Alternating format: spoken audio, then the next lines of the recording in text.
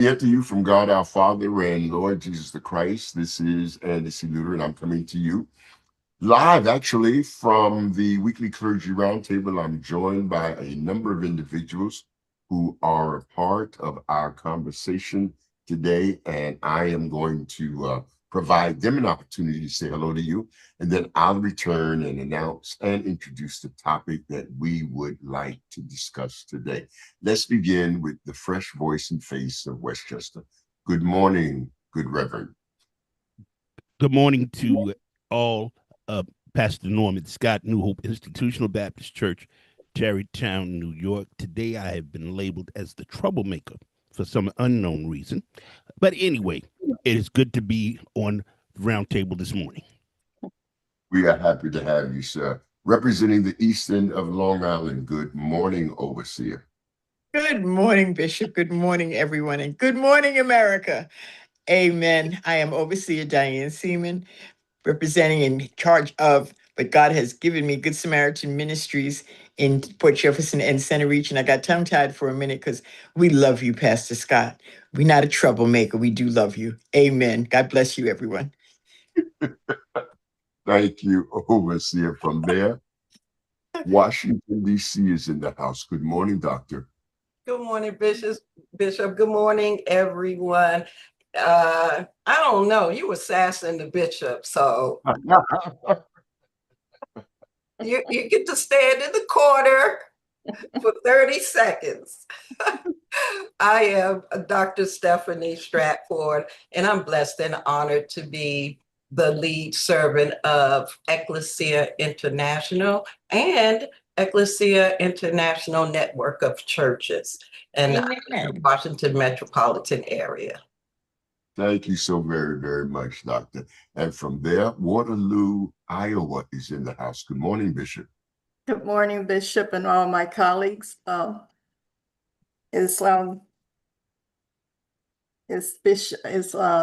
Norman in timeout, but I'm glad to be with the gang today, and I'm bringing greetings from Cornelia Ministry, Full Gospel Baptist Church, where I am the Bishop Helen Seenster. So happy to have you, Bishop.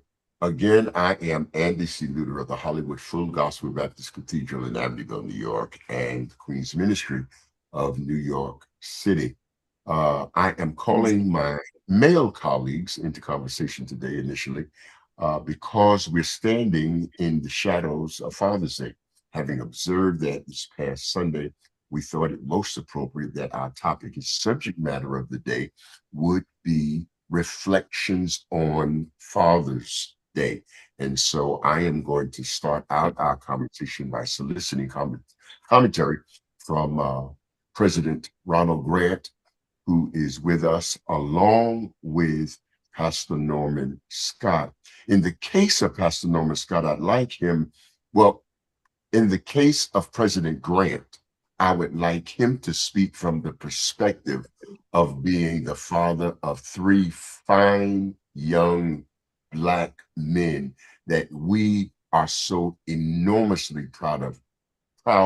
Each of them have distinguished themselves in a particular area, in a particular industry. We watch them grow and mature, and we're just grateful at the great job that Pastor Grant and his wife did in raising them as ideal Black men in the Black community.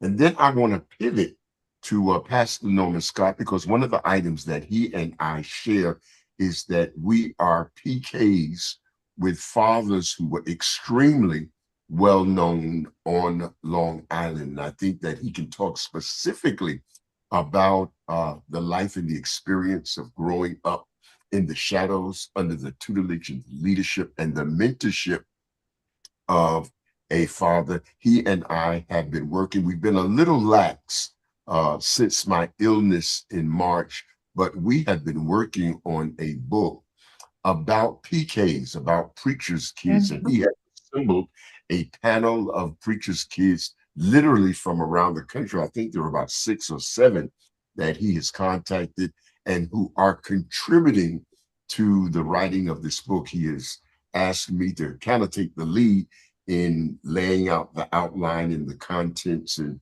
the various topics that we're going to cover in the book.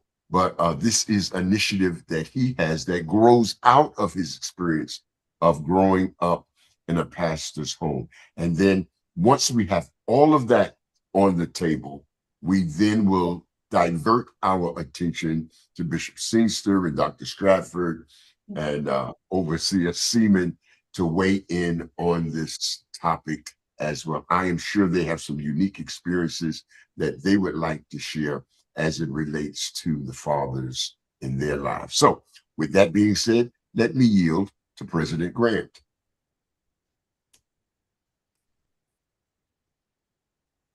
Morning, all. Morning. Morning. Good morning. Morning. Good morning.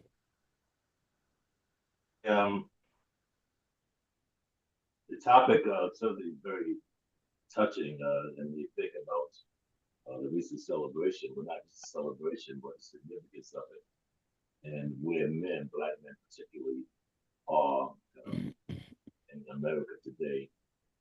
Historically, many of us have different backgrounds. I've listened to Bishop Lewter and Pastor Scott in terms of being PK. I too, my father was a Baptist minister. He died when I was in the service. So I was not even involved in ministry at that point, probably for another, he died at 67. So it was many years later, 83, which I was licensed. I didn't follow his lead so much. In fact, I ran from him years later.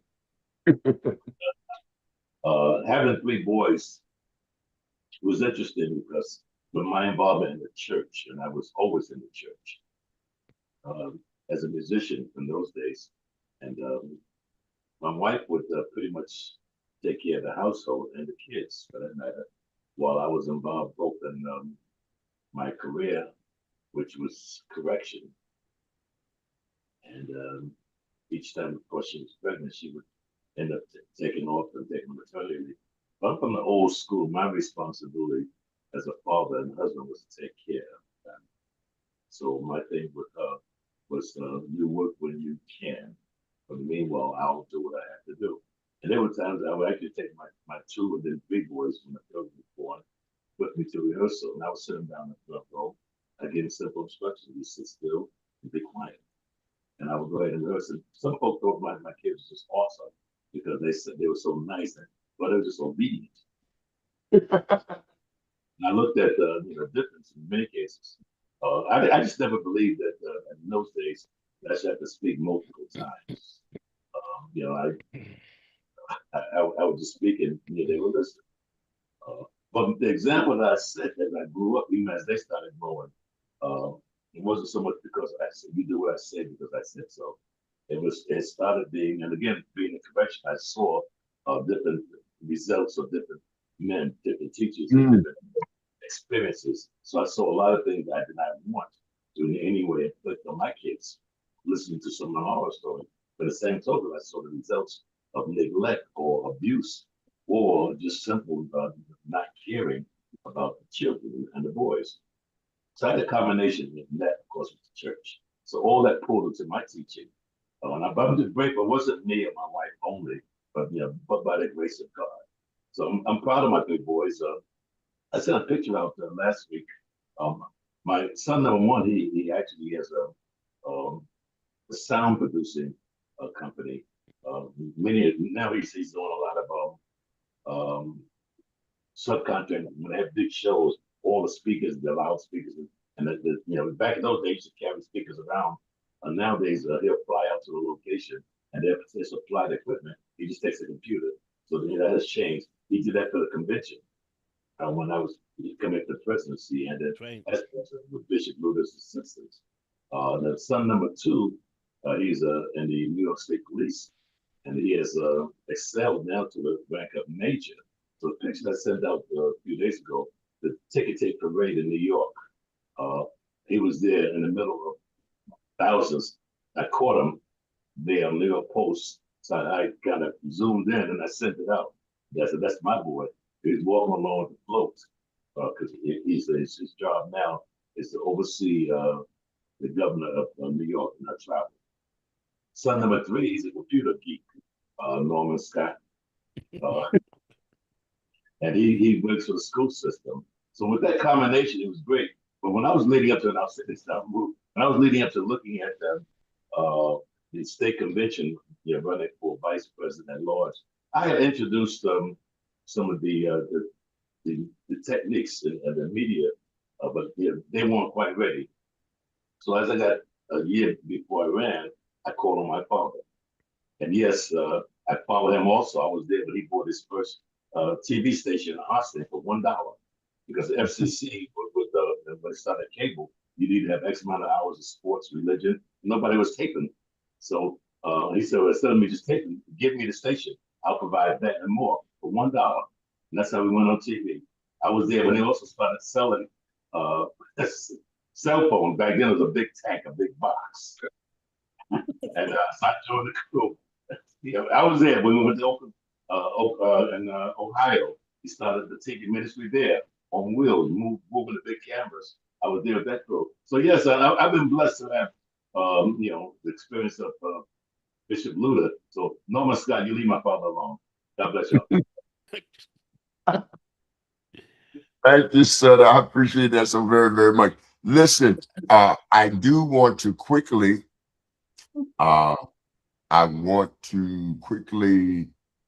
acknowledge Pastor Carr, who has joined us today.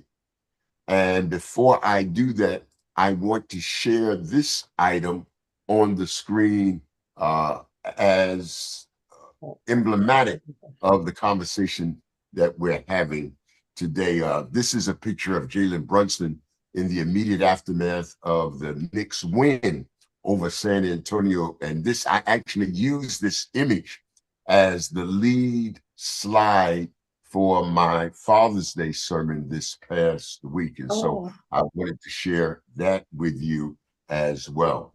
With that said and done, Overseer Carr. Yes, sir. Good morning, everyone. God bless. I'm well. Thank you. Happy belated Father's Day to all of you. Thank you. Thank you so very, very much. So let's jump to Pastor Scott. And again, Pastor Scott, I'd like you to approach this as a PK, growing up in the household of Dr. H. Oliver Scott, who came to New York from Texas, distinguished himself over the years as one of the leading voices on Long Island as it related to the Black pulpit, and your memories in that regard, and the current project that you're involved in telling this story of being a PK and bringing that to the larger Christian audience, sir. Thank you so much again, Bishop Lewter, and to all of my colleagues again. Good morning and belated Father's Day to those fathers who are with us today. My journey starts as a PK. I am the baby of my siblings. I'm the baby of our family. I'm the only sibling that was born in New York. I was the only sibling that was born in New York. All my other siblings were born in Texas, in Houston, where my father served for 27 years before coming to New York. Growing up in the and living literally living in the parsonage was an experience. There were rules that you had to follow. There were rules you did not want to follow. There were things you could do. There were things that you could not do. And even with you doing the things that you were not supposed to do, you went on ahead, you did them, and you know it was a risk. You took the risk, and as a result of taking the risk, there was consequences behind taking the risks. So you do what you do and keep living, or prayerfully, you hope to keep living. Okay, because back during that time, um, what our children now called child abuse was not child abuse. Y'all know I'm right. Um, at the current time, I, along with several individuals, and with Bishop Lewter, we've asked Bishop Lewter to come as as our our lead on this. We're working on a project. We haven't exactly labeled the book yet, but we're looking at the theme of what is called living in the parsonage, growing up as a PK. Um, the most of us that are in this project, we are um, most of us are traditional Baptist preachers. Um, we when we were starting this project, uh, and looking at it from a male perspective. Um, and it was Bishop Lewter who brought to my attention that said, "Listen, we need to get the female perspective on this, especially now that a lot of uh, females are not just uh, being called to ministry. A lot of female PKs uh, are falling into ministry and succeeding uh, their father PKs. So we have included them as well. We're in the very early stages of putting this work together. Um, some individuals that you might know, Pastor Grant, we've asked Reverend Chanel Turpin to be a part of this project.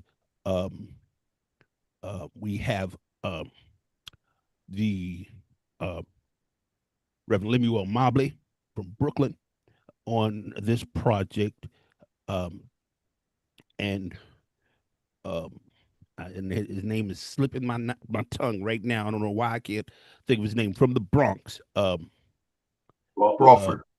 yeah, Frederick Crawford. Frederick Crawford, uh, Dr. Grant, we're on this project, and we've also um, asked Reverend Sean Atkins out of Harlem to be on this project with us as well. Uh, we're still on in the early stages of working on this project, and we are prayerfully trying to move forward. We and basically what we're looking at, because one thing that I'm seeing is the way our parents raised us. I noticed a difference in how we're raising our children. Our generation is raising our children a little different than the way our parents raised us. That's not to say that I'm doing that, because I raised my daughter the same way my father raised me. Her mother raised her same way that she was raised. So, um, but I'm noticing that in the trend that there are a lot of PK parents, a lot of parents who are PKs, um, and who are in ministry are raising their children a little different now, and I don't know if it's because they're watching what's going on, or if they're trying to obey uh, certain laws, or maybe they've just committed themselves to not being raised the way that they were raised.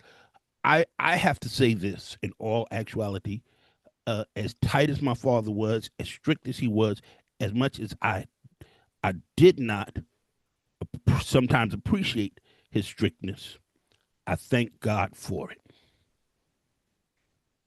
because there were some valuable lessons I learned later on. Um, and I did not get to, I got the chance to thank him, but I didn't get to show him how much I appreciated it, because the Lord took him from us. But I did thank him. I thanked him for all the scolding. There was one time I had come home a little late, and he locked me out the house. Uh, and I literally, after I learned some things, I literally said to him, I thanked him. I thanked him for that. I thanked him for all the whippings, all the spankings. Uh, I thanked him. I thanked him because it has made me the man that I am now. Bishop. All righty. Beloved, if you would allow me just to return to this scene again and share this particular image with you all again. And I just want to quickly explain why I use this image as the introduction to my sermon this past Sunday. It was not lost on me that Jalen Brunson, who is being embraced by his father, the connection between the two.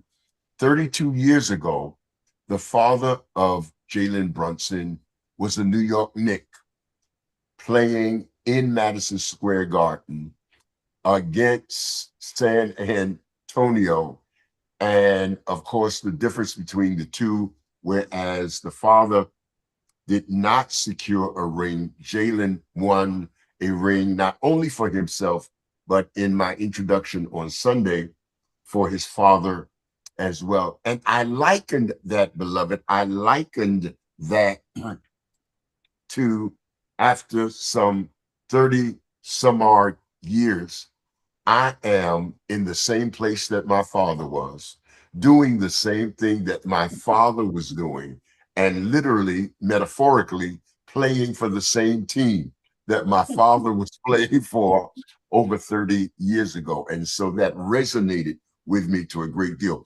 One of the closing illustrations that I enjoy sharing in my preaching, and I've done it several times, many of you may have heard it before. When I was in high school, I had developed a somewhat of a negative attitude toward the church and the people in church because my father was so committed to ministry, and ministry was such a priority for him until many times things that were family oriented, he did not do because the church came first. And it took my mother talking to me to explain the priority that my dad had with God and the church. But my attitude was that it was church people who took my dad from me. The reason I didn't have time to spend with my father was because of these church people. And I developed a very negative attitude toward church people because I felt that they had injured me to the degree of not having my father available. I then went on to talk about how in high school, I was not tall enough to make the basketball team at Long Island Lutheran High School. And so I had to settle for wrestling. And I wrestled 2 years at Lehigh High after having wrestled at Amityville. And my senior year was a banner year for me. I won the district championship. I won the regional championship, and I participated in the state championship for private schools. And of course, I made it past the preliminary rounds, the quarterfinals, the semifinals, and then the final round. And I got on the mat with a fella. I had won the vast majority of my matches, but I had lost 2 times during that year. And the fella who beat me those 2 times is who I had to face in the finals of the state championship in the 126 division class. I tried my best. I just had no chance against this fella. Every time I would shoot a move, he would shoot a counter move. Every time I would attempt to exert strength, he would have superior strength. And to be quite honest, all I wanted was for the 6 minutes that constituted the match for the championship to be over. He got down to the last 30 seconds, and I just kept pleading, let this be over, let this be over. But beloved, something happened to me. In those last 30 seconds, I got a surge of strength. I threw my body out perpendicular to his. I shot what was called a half Nelson from the far side. use the leverage of my forearm to turn him, put my chest on his chest, press with all my might, and with less than 2 seconds to go, I pinned my opponent to win the state championship in 1972 in the 126th division. My teammates ran onto the mat. They hoisted me onto their shoulder. They took me around the gym. Finally, they took me back to the locker room, and my coach stood there in bewilderment and unbelief. He just shook his head. He said, Lewter, you were down by 9 points. There was no way that you were going to win that match. Tell me, how in the world did you turn that match around, and how did you pull a victory out of defeat? And I said to my coach, with 30 seconds to go, wanting that match to be over, I looked at the clock in the gymnasium, and beneath the clock was a door, and standing in that door was my daddy. And I decided that sounds like a preach, y'all. Let my daddy see me lose. And so that is my contribution to this conversation today. And it is the segue that we yield to our sisters for them to weigh in on this topic with their unique perspectives as well. Dr. Stratford, you have the kind of smile that says, I want to go next. Pick me. Whenever we start talking about daddies, you really don't want to give me the mic. So you may have to ring the bell on me. But I am the proud mother of 5 sons. 3 of them are wonderful fathers. My oldest son, who's no longer with us, adopted a 5-year-old girl from a crack addict mother, and he had a girlfriend who had a 2-year-old son who died from cancer. She did. And he adopted that boy, and he was like a football coach for kids. And he raised him up to be a fantastic football player. My other 3 sons, their families are great, and they raise their children the way I raised them, the way my parents raised me. And you can take those kids anywhere. You can travel with them or whatever. They're magnificent. I did not get, like the rest of you, my dad was a preaching deacon. So he was all over the place. And he led a prayer band that went to churches that needed help and, supported those pastors financially through the prayer band. And so I remember my mother's frustration with him leaving several evenings a week, Bible in hand, hat broke down. And he had an incredible ministry as far as I'm concerned. My relationship with him was intellectual. And because of what he did, I was able to stand in some Baptist pulpits because I was Steve's daughter. And that just paved the way for me in this area. And it's still opening doors for me. And I appreciate that. I loved my dad. He is the cornerstone. My mother's relationship was custodial. Best mom. But with daddy, it was different. We would sit, we would talk for hours. He had a 3rd grade education, but no offense, I think he was one of the most intelligent men on the planet. And so that brain thing between us was intense. And he taught me, as I've shared with you all before, even in ministry, how to walk among giants and not be stepped on. That's my daddy. When I was wayward, he kept me alive. And just sitting at his feet, even if it was just to watch the old Westerns together on a Friday night, it just meant so much to me. And for him to be home every evening, every morning that I woke up, and for me to feel protected and provided for. I still am in awe of how they took care of all of us, with mommy being home all the time, daddy having this mediocre job. I was groaning out the house before I realized we were not rich. So I honor fathers, and I say to young men when they have their daughters with them, whatever you do, don't leave her. Don't leave her, regardless of what goes on in the relationship with the mother, because you are going to determine the course of your daughter's life and how she copes with society, how she conducts herself with men, and how she feels about herself. So happy Father's Day. Hats off to you. And know that your worth, your value is just, it cannot be measured. And so I salute each of you. Bishop Lewter, I share with Tommy just how wonderful I think it is that you'll hop on a plane just to go see one of your grands play ball. I mean, that family tie connection is just, it's invaluable.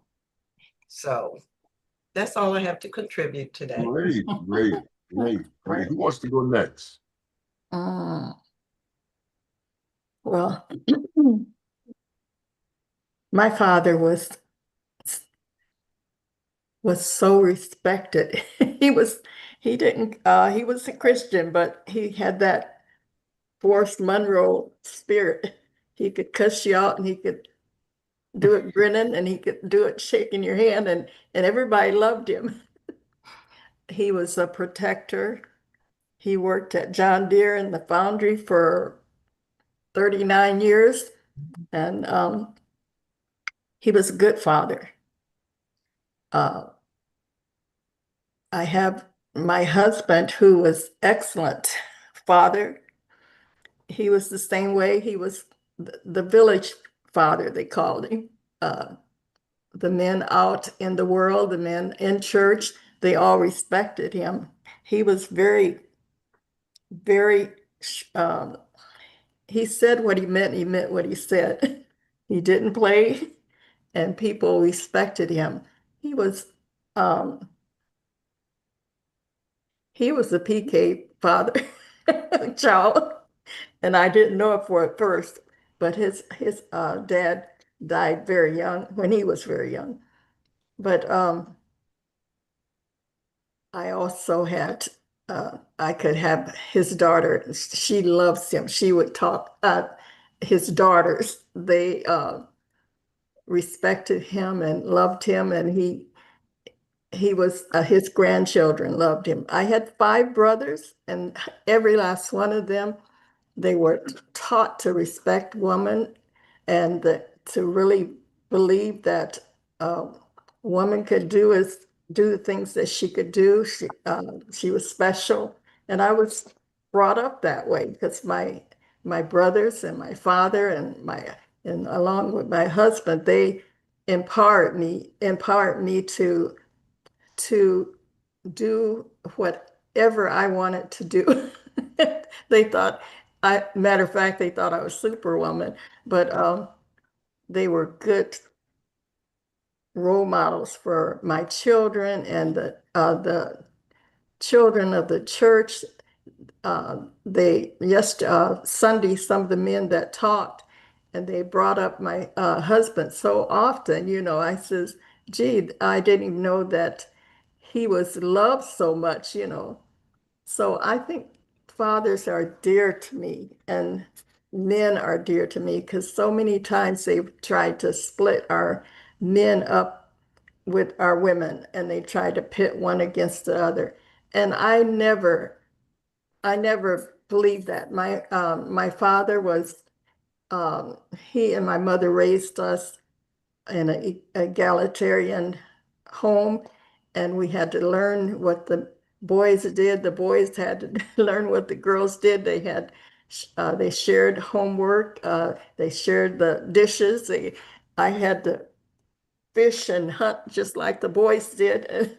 And so I grew up in that kind of a family. We worked together, and I had a lot of respect for that.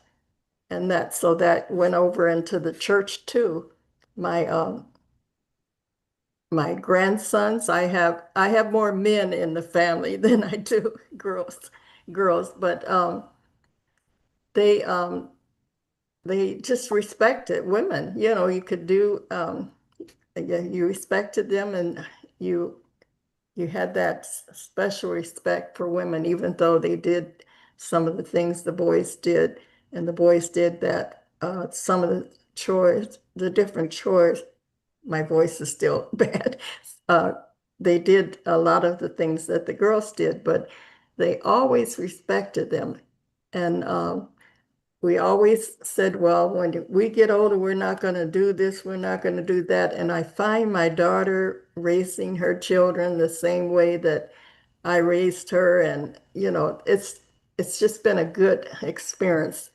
And this is a time of the year where she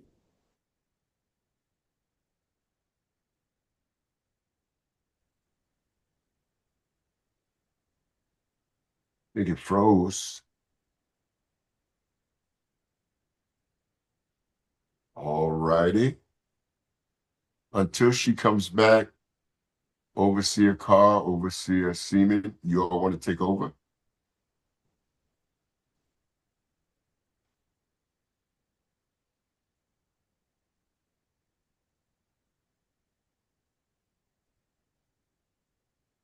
Okay. Thank you, Overseer Diane. um, I'm like Dr. Stephanie. I was a daddy's girl, and I honor my father and the legacy that he left on the family. What I think about as I listen to you guys, I listen to my children who are now all adults, and the impact that my father has had on them is very strong, very intense. It's almost like he's still alive because of the way they reference him. My son, who is 40, how old is he? 42? 42, speaks strongly and consistently about my father. And I say that to say he had a great impact on my life. One of the things I say in his passing, you know, you hear a lot of times when people say, you know, you taught me everything I needed to know, but you didn't tell me how to live without you. Mm. And I came to the resolve of saying, Bishop, he taught me how to live without him. And I say that to say that he showed me how to care for family and for other people. So there was nothing that our family, immediate or extended family, needed that my father wasn't ready, willing, and able to meet the need of. And when it came time to visiting the family, the sick, the bereaved, whatever the scenario was, he would come to me and say, Gina, take me to so and so and take me here and there, you know. And we would get in the car and go. Sometimes I didn't want to go visit those people, but because of his determination to be there for his family, that's why I say he taught me how to live without him, meaning that, as you said, Bishop Lewter, you know, your father passed down a legacy of pastoring a church. My father has passed on the legacy of pastoring a family. Mm. Mm. That's good. That is rich. That is rich. Great. Overseer? Gina, you're going to make me cry. I'm so sorry. But he just passed, what, it's 2 years now since Yeah. and he was 92 years old when he passed. And now that you're making me talk again, even the impact in Eastern and Empire, um, my father was notable. And that was just as I see you, Scott, that was just as an usher. You know, he wasn't even pastor, whatever, but he had a way, a personality that was infectious. And even my friends growing up, they gravitated to my father. They called him Big Daddy, and so he was daddy to a whole lot of people, but I had the blessing of having him as my dad. Yes, we fought. No, it wasn't always pretty, but as I matured, I was able to find a place in him that I connected, and in the latter years, that was my dude, and you better not do nothing to my dude. So it was just a love that I'm able to have with him and to pass on to others. Amen. Great. My dad. My dad was my buddy. My dad took me to get my hair done in Queens when I was a teenager. And he would get one of those little chocolate cakes, layer cakes, and a quart of milk. And we'd sit in the car after I got my hair done and we'd talk about his mother, about family, about whatever. I am the only girl, the oldest of two. My brother's 6 years younger. And I am a rotten daddy's girl for life. My dad let me roller skate in the basement with my friends. My mother had a fit, but daddy let us roller skate in the house downstairs. The things that he would let me try, my mom let me try. It was like two different levels because my dad worked nights, my mom worked days from the time I was born. There was never a babysitter. There was always, I got transferred. My dad would leave for work my mother would leave for work with me, hand me to my father. As he was getting in the car, my father would take me home. And that's how that went for years until I learned to have that responsibility, which they taught me early. Sorry, just so many things that I'm remembering, and I do remember.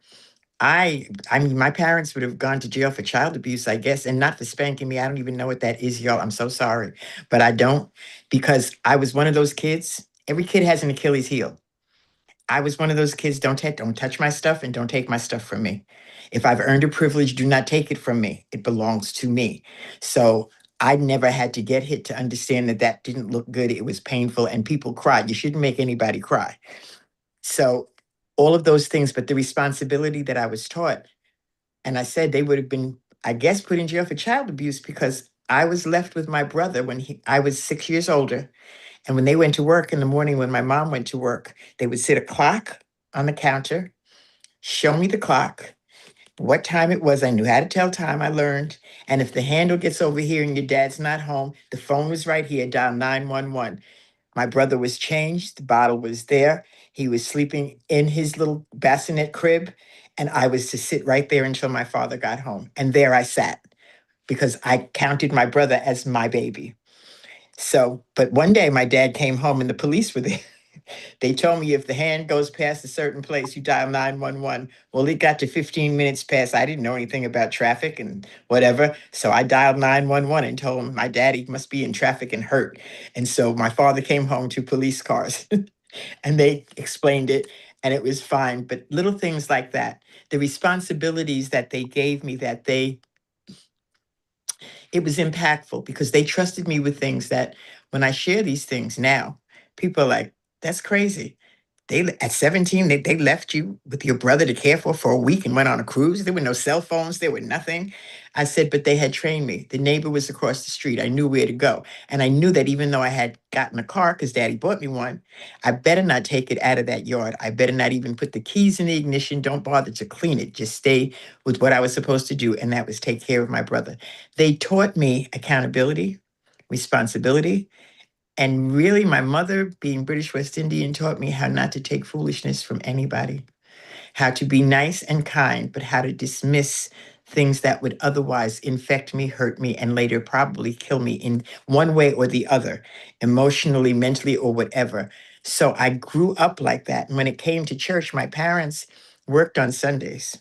They didn't go, but when they did get to church, I went to the Methodist church. I was brought up, my father took me to church every Sunday. He took me to a Pentecostal church, Assembly of God, in Port Jeff. That church, sadly to say, no longer is open for church, but it still stands there in Port Jeff across from Mather Hospital. I learned a lot in the church. I learned a lot from the church. I learned what I wanted and I learned what I didn't want early. Um, Church taught me a lot of things. And when I learned how great God was and is, as I learned more and more and more, it took an impact. It kind of joined with what my parents taught me in terms of accountability, responsibility, and how to treat people, how not to take nonsense and foolishness, and how to be strong and how to stand on my own. When it came to my husband, I learned that he was rotten when it came to women. He had 4 sisters and a mother. He was used to dinner on the table at 5 o'clock, all the courses and whatever. And he looked at me one day, he said, "Dinner's not ready." I said, "You have this issue." He said, "What is that?" I said, "When we were going out and you came to the house, did you not see my father standing at the stove waiting for my mother to come home and dinner was ready? You have a problem with that." He said, "No." I said, "Well, then get used to it, because I'm not always going to do that. I'm not always going to be here to do that." And it was a lot of getting used to. But in order to get, bless God, where I am this day, and for me to be impactful to, through, for anyone or anything, I had to learn those lessons. And they weren't always pleasant. Some of them were in solitude, some of them were in tears, but they were lessons to be learned. And I thank God for them. I thank my parents, but I thank God for all of the allowances to know the things that they allowed me to do, let me know that I was somebody. And it didn't matter. Even when it came to getting vitiligo later, my dad was then gone. And we had a family meeting because family shared things. And I learned that the family opinions mattered and that their opinion of me wasn't of me and what I looked like. It was of me and what I could do, what my accomplishments could be in this life, which had nothing to do with anything else. So there are so many memories that my dad taught me, my mother taught me. That was Mother's Day, but they integrated so well because they even taught. It was crazy because back in the day, was back in the day, but my mother would come home from work. My father would fix her a drink and him a drink. Dinner was done. They would sit down at the kitchen table and talk. They would spend at least a half an hour to 45 minutes talking about their day, talking about us, and communicating with each other. And then we sat down to eat, and then we talked about family stuff. And I learned how important that was in family. So even though my sons will be 60 and 55, I still text them every day, "What you doing? How you doing?" Whatever, because that communication, whether nothing else happens, is so important. And that place with my dad, that was the only time in my life I think I ever passed out, was when my father died. Going out of the church was the first time and the only time in my life I have ever passed out. It has never happened again, and I was mute for 3 hours. I missed my daddy. So yeah, I remember singing Walk Around Heaven for 3 days, but it was all good. The memories, the lessons, life's lessons that I was taught by my dad and my uncle who lived next door. One of them, my family kind of lives on the block. So, but my uncle who lived next door didn't go to church at all, but he played gospel music all day. And I would sit in his car with him and he would sing all those old songs to me and teach me the gospel songs. Both my uncles didn't go to church, but they taught me the gospel songs. They taught me what it was. They taught me that, and they taught me, it just furthered my belief and in God and how those songs and the words to those songs meant something that I was taught by men who were sometimes kind of rough, but their belief in God prefaced everything else in their life. So Father's Day is important. No matter who or what your father is, there are lessons to be learned in all things. But I am proud to say that I am a rotten daddy's girl. In these final minutes that we have, Overseer, you have alluded to an item that I want to close this conversation on, and that is the practice of real in-person communication going on around the dinner table by families, which was a common practice, especially in our community. I eat out a lot, and one of the items that challenges me is to watch tables around me and to see 4 and 5 people at a table. Nobody is talking to each other because everyone is so focused and locked in on their handheld device until there is literally no conversation whatsoever. On Sunday, one of the things that I do, like my father, not identical to my father, because my father would spend more time on the invitation to Christian discipleship than he did on the sermon. He was not going to close a worship service until somebody came down that aisle. And I can well remember him spending 25, 30, 35 minutes just in the invitation to Christian discipleship. And like him, I spend a goodly amount of time in the wake of my, I don't do 30, 35 minutes, but I do spend a substantial amount of time in the invitation to Christian discipleship because I believe that is the crescendo of the worship experience, the decision for someone to make a public confession for Christ, I think is the high moment of the worship experience. And Sunday, and of course, I come out the pulpit, I go down the aisle, I look people in the eye, I extend to them a personal invitation so that it is intimate and it is personalized.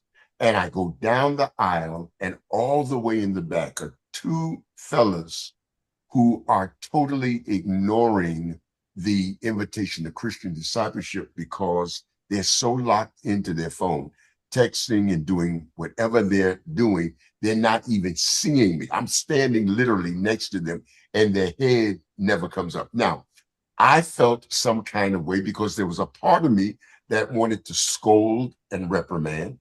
There's another part of me that's trying to acknowledge that we're in a different time, a different season. Of course, if that had been my father, because you know, the being on your phone is like writing notes in church in yesteryear. Of course, if that had been my father, he would have reprimanded, he would have chided them for not paying attention in worship. But I want you all to just comment in these last 2 to 3 minutes that we have about what needs to be our adjustment and our attitudinal change, because we're not dealing with the same audience that we have dealt with in the past. Anybody, like I said, we've got 3 minutes. Anybody want to weigh in on it? I'll jump in, Bishop. I think that it should be the standard, that it should be taught. This is a sacred space. There's nothing more important than what God has to say for you.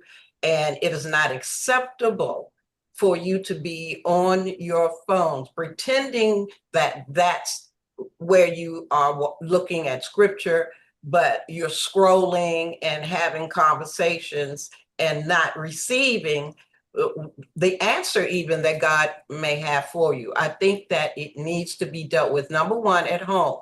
Kids, give me your phones, your tablets, but instead they're passing them out to the kids and telling them, so they grow up with the mindset that this is what I need to soothe me. And it's definitely a problem for me. Mm. It's a big problem. But sometimes I don't know if I'm right or wrong, but I remember the funeral I did for a young lady. And when I said, let's look at the scripture, everybody just kind of fidgeted and looked around. I said, I got mine, get yours. You know, you got them out, and let's see what we can do. And it was amazing because it was a room full of young people, and they began to look for the scriptures. I said, it's in your phone, somewhere on your phone, there's a Bible. Help me out, look for it, okay? So we can just look for it for a minute, and then y'all can go back to doing what you do after the service. But acknowledging that I knew what they were doing by just saying, using the word exposed if you want to. I know you're on your phones. I know what you're doing. That's not what we're doing. So can we all get with the program? Letting them know that I'm not stupid, I'm aware, because most of them really are dumb enough to think that the pastor, the preacher, whoever does not realize that they're on their phones and what they're doing. So we need to let them know, we understand, we know what you're doing. We all did stuff, but this is not acceptable here. Come on, let's look for something else in the phone, or you can do that after. But speak to the issue publicly, not just reprimand, not just talk about them later, but speak to it in a nice way in church, in the service. So I am 72 years old, and I recognize that I'm part of a generation that is rapidly aging. So I want to hear from the younger members of our panel, since Pastor Scott claims to be the youngest member of the panel, along with Overseer Carr. What is your attitude? What He's older than I am. He's older than you are? Yes, he Okay. is. Okay. All right.